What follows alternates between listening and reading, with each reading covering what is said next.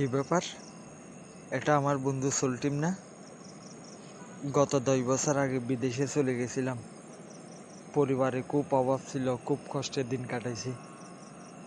কিন্তু এই 10 বছরে আমি এখানে বাংলাদেশের কোনো রাস্তাঘাটই ভালো করে চিনতেছি না।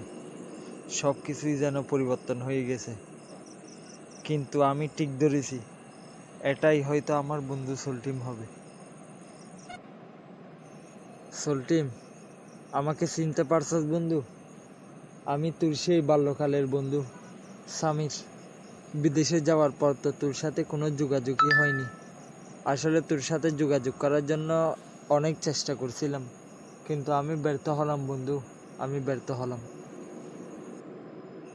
সামির, আয় বন্ধু আয়, আমার বুকে আয়। এই 10টা বছর আমি যে তোকে কত যে মিস করছি, সেটা আল্লাহ ছাড়া কেউ জানে না বন্ধু। আয় বন্ধু আয়, আমার বুকে আয়।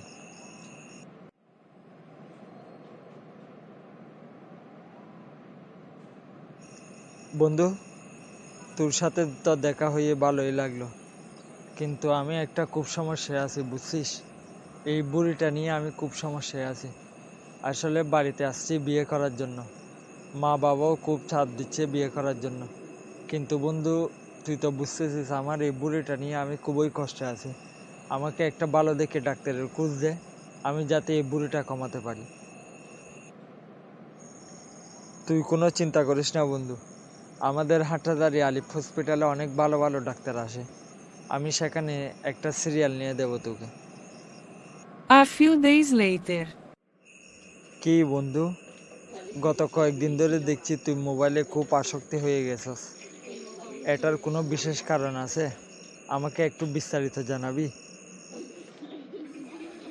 বন্ধু, তুই আলিফ হসপিটালের যে ডাক্তারটা দেখাই দিয়েছিলি আমাকে, ডাক্তারটার কাছে আমি গেছিলাম।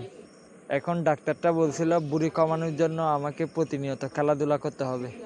এখন তুই তো জানিস বন্ধু, এখানে বাংলাদেশে এখন খেলাধুলার জন্য কোনো আলাদা করে মাঠ নেই, চারিদিকে শুধু বিল্ডিং আর বিল্ডিং।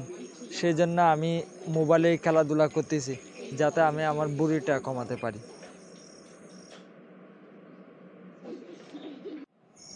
প্রিয় বন্ধুরা, আসসালামু আলাইকুম।